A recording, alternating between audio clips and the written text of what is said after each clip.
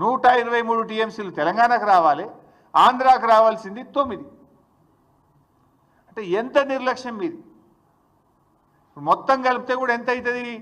ఈ 123 9 కలిపితే 132 టీఎంసీలు కావాలి, ఇంకా 132 కావాలి.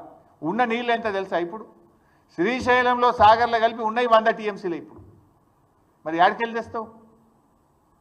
నీకు రావాల్సింది 123, ఆంధ్రప్రదేశ్కు రావాల్సింది 9, మొత్తం కలిసి రావాల్సింది 133. ఇప్పుడు ఉన్నది ఎంత అంటే 100. మరి ఇప్పుడు నష్టం ఎవరికి? ఈ 100లో వాడు ఇంకా తరలిస్తూనే ఉన్నాడు, బంద్ పెట్టాలి కదా. ఈ 100లో కూడా ఆంధ్రప్రదేశ్ తీసుకుపోతూనే ఉన్నది ఇంకా. మరి తెలంగాణ మన వాటా పోతుంటే, వాళ్ళు తరలించుకుపోతుంటే గుడ్లప్పగించేందుకు చూస్తున్నారు. ఇంజనీర్లు ఏం చేస్తున్నారు? మీరు ఆంధ్రాకి వెళ్ళి ఆంధ్ర చీఫ్ సెక్రటరీ రిటైర్డ్ని తెచ్చి అడ్వైజర్గా పెట్టుకున్నారు కదా.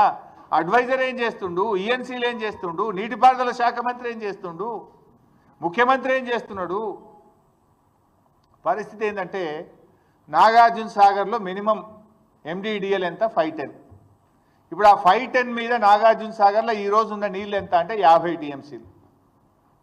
శ్రీశైలం ఎండిడిఎల్ 834 మీద శ్రీశైలంలో ఈరోజు ఉన్న నీళ్ళు ఎంత అంటే 50 టీఎంసీలు. సాగర్లో 50, శ్రీశైలంలో 50. రెండు కలిపితే ఎంత ఉన్నాయి? 100 టీఎంసీల నీళ్ళు ఉన్నాయి. 100లో తెలంగాణకు రావాల్సింది 123, ఆంధ్రకు పోవాల్సింది 9.